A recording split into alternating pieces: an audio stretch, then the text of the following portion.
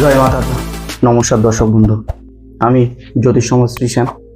আমার শ্রীশ্যাম অ্যাস্ট্রোলজি চ্যানেলে আপনাদের প্রত্যেককে স্বাগত জানাই। বন্ধুরা, আপনারা বিভিন্ন সময়ে বিভিন্ন ধরনের নতুন নতুন জ্যোতিষভিত্তিক তথ্য আমার এই চ্যানেলের মাধ্যমে পেয়ে থাকবেন এবং প্রত্যেকবারই কিছু না কিছু নতুন তথ্য দিয়ে যারা আমার জ্যোতিষ অনুরাগী বন্ধুগণ রয়েছেন তাদের এই বিষয়ে কৌতূহলকে যতটা সম্ভব ভাঙানো যায় এবং তার সাথে তারা যাতে স্বল্প ব্যয়ে এবং ঘরোয়া উপায়ে উপকৃত হতে পারে সে বিষয়ে আমি সর্বদা চেষ্টা করে থাকি। আজকেরও তেমন চলে এসেছি নতুন একটি ভিডিও নিয়ে। বন্ধুরা,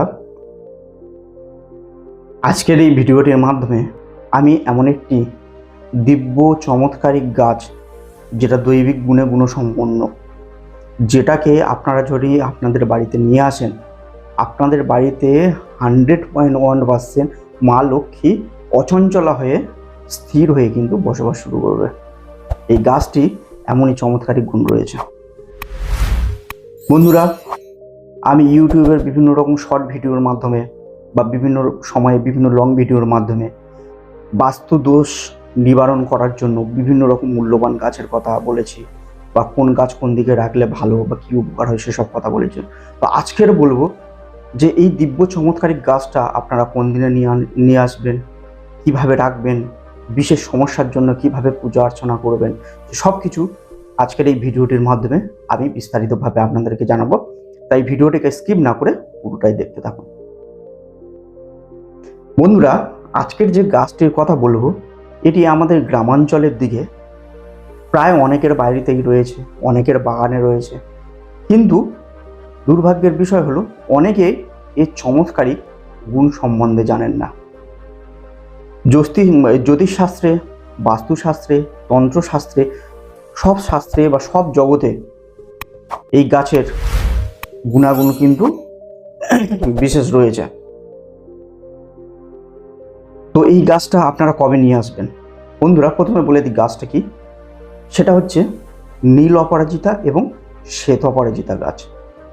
সব থেকে বেশি তন্ত্রশাস্ত্রে, জ্যোতিষশাস্ত্রে এবং বাস্তুশাস্ত্রে প্রয়োগ করা হয় এই দুটি অপরাজিতা, কিন্তু বর্তমানে বিভিন্ন রকম আরও অনেক রকম রঙের অপরাজিতা গাছ পাওয়া যাচ্ছে, কিন্তু সব থেকে বেশি ফলপ্রসূ বা ফলদায়ী হচ্ছে নীল এবং শ্বেত অপরাজিতা। বন্ধুরা, ধরে নিন আপনার বাড়িতে বা বাড়ির আশেপাশে কোনো শত্রুতাজনিত সমস্যা হচ্ছে, শত্রুর হাত থেকে মুক্তি পাচ্ছেন না, শত্রু আপনার বাড়িতে ক্ষতি করে দিচ্ছে বা আপনাদের জীবনকে অতিষ্ঠ করে তুলছে, তাহলে অবশ্যই আপনারা এই গাছটি আপনার সদর দরজা বের হতে ডান দিকে লাগিয়ে রাখবেন। কবে লাগাবেন? রবি পুষ্যা নক্ষত্র কিংবা গুরু পুষ্যা নক্ষত্র, অর্থাৎ বৃহস্পতিবার দিন যদি পুষ্যা নক্ষত্র আসে সেটা গুরু পুষ্যা নক্ষত্র, এবং রবিবার দিন যদি পুষ্যা নক্ষত্র আসে সেটা হচ্ছে রবি পুষ্যা নক্ষত্র। আরও সহজ করার জন্য আপনাদেরকে বলে দিই যে অনেকে হয়তো এই ঝামেলার মধ্যে পড়তে চান না, গুরু পুষ্যা নক্ষত্র বা রবি পুষ্যা নক্ষত্র আপনারা জানেনই না। সেক্ষেত্রে আপনারা শুক্লপক্ষের কিংবা কৃষ্ণপক্ষের যে কোনো শনিবার দিন এই গাছটা আপনার বাড়িতে নিয়ে আসুন। আপনার বাড়িতে নিয়ে আসুন এবং আপনি বাড়ি থেকে বের হতে আপনার বাড়ির মূল দরজা বা সদর দরজার ডান দিকে লাগিয়ে রাখবেন।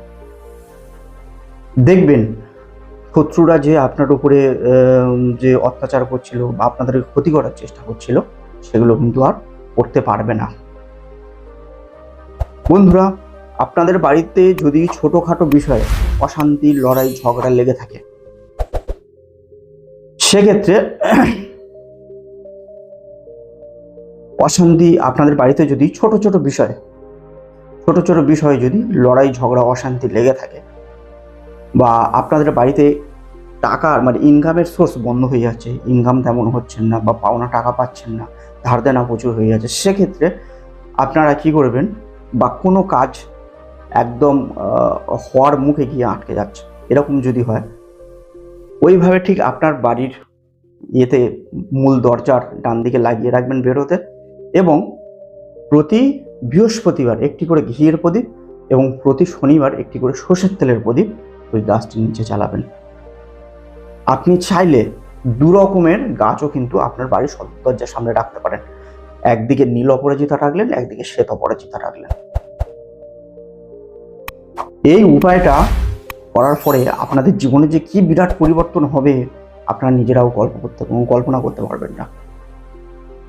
আর বন্ধুরা, আর একটা কথা বলে রাখি, যদি আপনার টাকা আসার সঙ্গে সঙ্গে পার্স বা মানি ব্যাগ খালি হয়ে যায়, তো সেক্ষেত্রে বা আপনি কাউকে টাকা ধার দিয়েছেন সেখান থেকে পাচ্ছেন না, অর্থনৈতিক কোনো ধরনের সমস্যা, যে কোনো ধরনের সমস্যা হোক, আপনারা কি করবেন, ওই অপরাজিতা গাছের ফল হয় একটা, নীল অপরাজিতা গাছের ফলটাকে নিয়ে সেটাকে গঙ্গা জল দিয়ে ধুয়ে ভগবান সামনে রেখে লক্ষ্মী নারায়ণকে স্মরণ করে সেই জিনিসটাকে আপনারা আপনার মানি ব্যাগে রেখে দেবেন এবং নির্দিষ্ট সময় অন্তর যখন শুকিয়ে যাবে তখন ওটা নিয়ে পুকুরে ভাসিয়ে দেবেন, নতুন ব্যাগে দেখবেন আপনার মানি ব্যাগ কোনোদিন খালি হবে না। সবসময় মানি ব্যাগে মা লক্ষ্মী অর্থরূপে কিন্তু বসবাস শুরু করবে। বন্ধুরা, আমি বিভিন্ন সময়ে বিভিন্ন ধরনের এই ছোট ছোট বিনা পয়সার উপায়গুলো আপনাদের সামনে নিয়ে আসি, স্বল্প খরচের উপায়গুলো নিয়ে আসি, যাতে আপনারা এগুলো করে উপকৃত হতে পারেন। বন্ধুরা, আমার আজকের এই ভিডিওটি যদি আপনাদের বিন্দুমাত্র ভালো লেগে থাকে তাহলে ভিডিওটিকে অবশ্যই লাইক করবেন, শেয়ার করে নিজের প্রিয়জনদের কাছে পৌঁছে দেবেন এবং চ্যানেলটাকে অবশ্যই সাবস্ক্রাইব করে বেল আইকনটাকে প্রেস করে দেবেন, যাতে আমার পরবর্তী ভিডিওর নোটিফিকেশানগুলো অতি সহজে এবং অতি দ্রুত আপনাদের কাছে পৌঁছে যায়।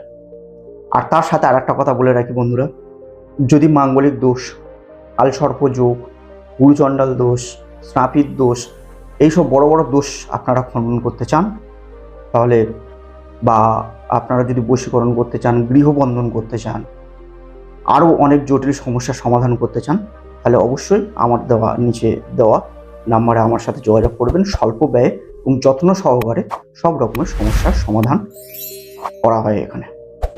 নমস্কার।